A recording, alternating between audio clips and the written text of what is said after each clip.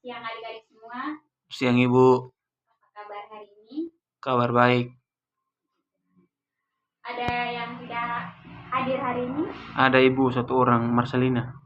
Oke, nanti Ibu minta absen ya. Iya Ibu. Ketua kelas. Iya Ibu. Oke, sebelum kita masuk untuk mata pelajaran kita hari ini, Ibu minta salah satu bimbing kita dalam doa. Baik. Oke, berdoa selesai. Oke, hari ini materi kita tentang pengertian AMDAL atau analisis dampak lingkungan. Di mana AMDAL adalah kajian mengenai dampak besar dan penting dalam suatu usaha atau kegiatan yang direncanakan pada lingkungan hidup yang diperlukan sebagai proses pengembalian keputusan tentang penyelenggaraan usaha atau kegiatan di Indonesia dalam berbentuk dokumen. Dokumen AMDAL terdiri dari yang pertama, dokumen pengelolaan kerangka analisis dampak lingkungan hidup atau KANDAL. Yang kedua yaitu dokumen analisis dampak lingkungan hidup atau AMDAL. Yang ketiga tentang dokumen rencana lingkungan hidup atau RKL. Yang keempat yaitu dokumen rencana pemantauan lingkungan hidup atau RPL. Oke, kita lanjut pada fungsi AMDAL. Di sini fungsi AMDAL terdiri dari yang pertama, bahan perencanaan pembangunan wilayah. Yang kedua, membantu proses pengambilan keputusan terhadap lingkungan hidup dari rencana pembangunan. Yang ketiga, memberikan masukan dalam perencanaan teknis dari rencana usaha dan atau kegiatan. Yang keempat, memberi masukan dalam perencanaan pengelolaan dan pengelolaan lingkungan.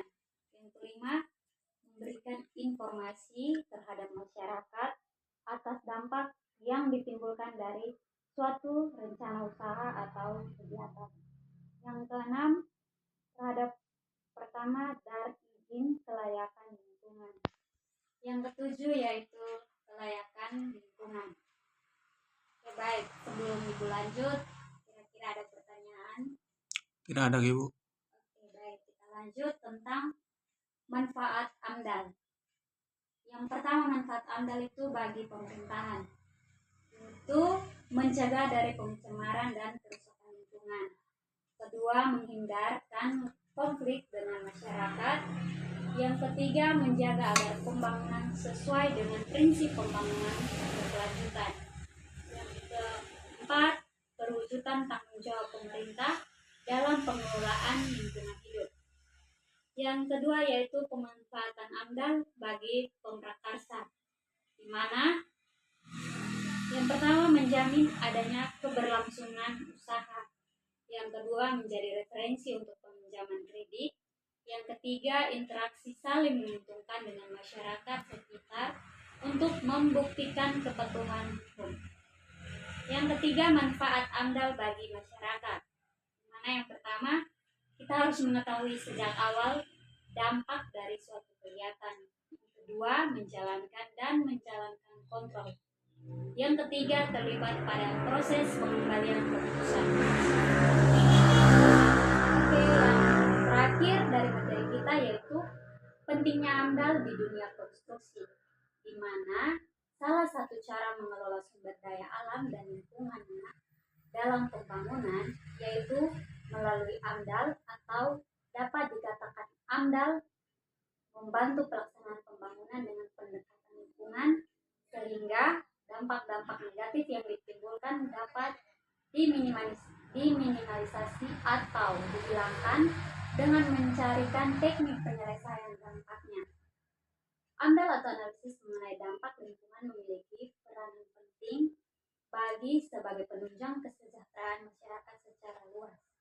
Akan tetapi, pembangunan tersebut tidak boleh lepas akan prinsip-prinsip pembangunan berkelanjutan, memberi masukan dalam penyusunan rencana pengelolaan dan pemantauan lingkungan hidup.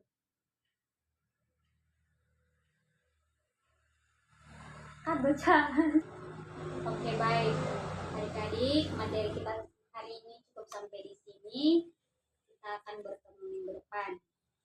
Nanti tugas Ibu akan berikan dalam grup yang akan Ibu sharekan sebentar ya. Oke, baik.